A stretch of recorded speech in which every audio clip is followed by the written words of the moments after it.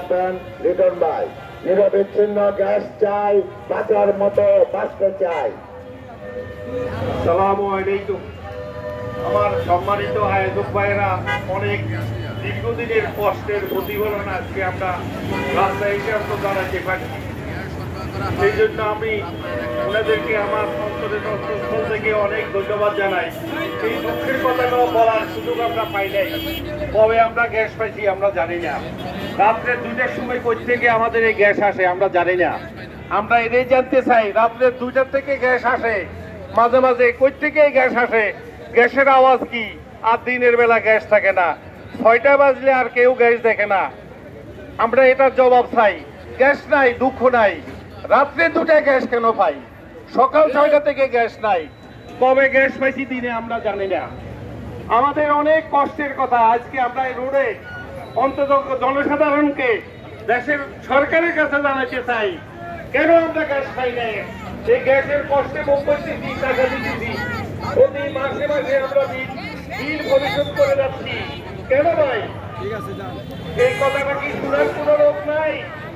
যারা গ্যাস অফিসে চাকরি করেন তারা কি জানে না আমাদের গ্যাসের কষ্টের কথা? আমরা বলতে চাই, আমাদেরকে বাধ্য করবেন না। যেহেতু একবার রাস্তায় নেমে এসেছি, তাহলে গাড়ি আটকেতেও জানবো। গাড়ি আটকেলে কিন্তু ওই রক্ষা নাই আপনাদের। অতএব আমাদের গ্যাসের ব্যবস্থা করুন। আমাদের এই কষ্টের দিন থেকে আমাদেরকে পরিত্রাণ দিন। আমাদের বাইরে একটু সজাগ হয়েছে, আর কষ্ট দিবেন না। কষ্ট পাবেন তাহলে বাধ্য হয়ে যাব। এই বলে আমি আমার বক্তব্য শেষ করলাম। আসসালামু আলাইকুম। আমাদের এলাকার মুরব্বী উনি দুটি কথা বলবেন, গ্যাস চাই, গ্যাস চাই, আর কোনো কথা নাই। আসসালামু আলাইকুম ওয়া রাহমাতুল্লাহ। ভাই গ্যাস চাই, গ্যাস চাই। পূর্বে বক্তারা অনেক কথাই বলেছেন, সত্য কথাই বলেছেন। আমরা কত আগে যে গ্যাস দেখেছি তা জানি না। এই লাইন বহু 40 বছর পুরানো লাইন। গ্যাস আসে না, আসে পানি। আমরা এই নিয়ে বহু আন্দোলন সংগ্রাম করেছি, লেখালেখি করেছি।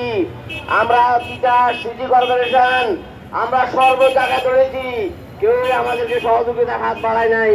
আমরা দীর্ঘদিন যাবৎ আমরা গ্যাসের ভুক্তভোগী, আমরা বিল দিচ্ছি, আবার সিলিন্ডার ব্যবহার